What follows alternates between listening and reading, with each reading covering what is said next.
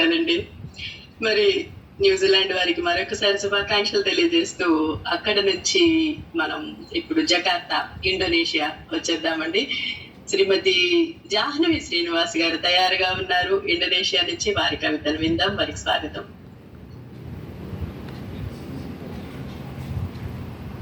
సభా సరస్వతికి నమస్కారం అండి. అందరికీ క్రోధి నామ సంవత్సర ఉగాది శుభాకాంక్షలు. మరి ఈరోజు కవితా శీర్షిక నా బాల్యంలో ఉగాది. నా బాల్యంలో ఉగాది. పచ్చపచ్చని చెట్లు లేత చిగురులతో దర్శనమిస్తుంటే, చిగురులు తిన్న కోయిలమ్మ తన గాన కచేరీ మొదలు పెడుతుంటే, ఆహ్లాదంగా ఆమని హరితం, విరివిగా పూసిన వేప కుసుమపు స్వచ్ఛమైన వర్ణ శ్వేతం ఇచ్చేవి ఉగాది ఆగమనకు సంకేతం. మామిడాకుల తోరణాలతో కళకళలాడే గడపలు, వేపమండలతో వెలిగిపోయే గుమ్మాలు, పసుపు కుంకుమతో నిండుగా దర్శనమిస్తూ ద్వారాలు, వాకిళ్లలో స్వాగతం పలికే రంగవల్లులు చెప్పకనే చెప్పేవి తెలుగు సంవత్సరాది వచ్చేసిందని. నీ పూజ అయ్యేలోపు కాఫీ ఇస్తావా అని నాన్న అడుగుతుంటే, కాఫీ అయినా కషాయం అయినా ఇవాళ ఉగాది పచ్చడి తిన్నాకే అని అమ్మ సమాధానం. పచ్చడి తయారవగానే అన్నీ సరిపోయాయో లేదో కాస్త రుచి చూసి చెప్తురు అంటూ అమ్మ పిలుస్తుంటే, నీకు ప్రతి సంవత్సరం చేసినా కొత్తే అంటూ నాన్న ఇచ్చే గాంభీర్యమైన జవాబులు మా ఇంట ప్రతి సంవత్సరం తప్పక జరిగే సన్నివేశాలు. చెంచాతో చేతిలో వడ్డించిన పచ్చడిని ఆత్రంగా తిని మళ్ళీ కావాలంటూ చాపే అరచేతులు, కొత్త సంవత్సరం పేరేంటో తెలుసుకోవాలని 60 తెలుగు సంవత్సరాలని ప్రభవ విభవ అంటూ చేతివేళ్లపై లెక్కిస్తూ నెమరు వేసుకునే తీరు, కొత్తగా విడుదలైన పంచాంగం తిరగేస్తూ రండి రండి ఈ ఏడాది అందరి రాశి ఫలాలు చూద్దామంటూ సమావేశాలు, నీ ఆదాయం అంతుందంటే నా వ్యయం ఇంతుందని చర్చలు, దారి పొడుగునా దర్శనమిచ్చే చలివేంద్రాలు, ఉగాది రోజునే మొదలయ్యే ప్రపాదనలు, పాదరక్షలు ఛత్రిలు దానమివ్వమనే పెద్దల మాటలు, పేదవారికి సహాయం చేయాలని నేర్పే జీవిత సూక్తులు, వచ్చే వేసవి సూచనలు. ఏడాదికి ఒక్కసారే చేసుకునే ఆ ఉగాది పచ్చళ్ళలోని ఆంతర్యం ఏమిటి? తీపి చేదు, కారం ఉప్పు, పులుపు వగరు అనే షడ్రుచులకు మన జీవిత అనుభవాలకు సంబంధం ఏమిటి అని అమ్మ చెప్పే పాఠాలతోనే బాల్యం గడిచిపోయేలే. ఆ సందళ్ళు ఆనందాలు ఇప్పుడు ఎక్కడున్నాయిలే. విదేశీ వాసాలులే, ఎవరికి వారులే యమునా తీరులే. కుంకుడు స్నానాలు, నువ్వుల నూనె శుద్ధి మద్దనలు మాయమాయలే. ఎటు చూసినా ఎత్తైన భవంతులులే, కనుమరుగైన హరిత వనాలులే. ఉగాది అయినా వారాంతమైనా అదే జీవన శైలిలే. పండగ రోజును కూడా కార్యాలయాలు పాఠశాలల హడావుడిలే.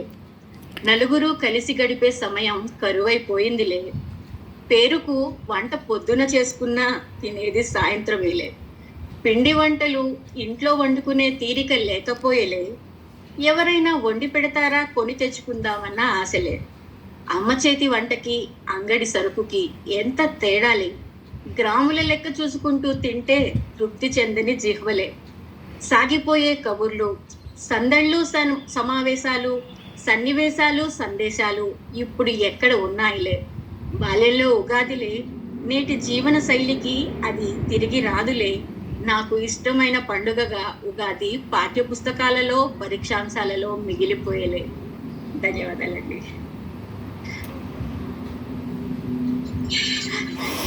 ధన్యవాదాలు జాహ్నవి గారు. అలా అప్పుడప్పుడు ఒక మెరుపు తీగలా మాకు మా కార్యక్రమాల్లో కనిపిస్తూ ఉంటారు. వచ్చినప్పుడల్లా ఒక చక్కటి చిరుజల్లు కురిసిపోతూ ఉంటారు. చాలా చక్కటి కవితను వినిపించారు. ఒక కంపారిటివ్ స్టడీ లాగా ఉంది మీది, చాలా బాగుంది. రియల్లీ హార్ట్ టచింగ్ అమ్మా. ఎంత అద్భుతం అంటే అప్పటికి ఇప్పటికీ ఉండే వైవిధ్యాన్ని చాలా చక్కగా, ఎంత అంటే ఆ వ్యధని కూడా పాజిటివ్గానే తీసుకొచ్చారు. అప్పటి దాన్ని ఇప్పటి పరిస్థితుల్ని అద్భుతంగా బ్యాలెన్స్ చేసి హార్ట్ టచ్ చేశారమ్మా. చాలా చాలా బాగుంది. God bless. నాకు ఈ కవిత విన్న తర్వాత ఏమనిపించిందంటే,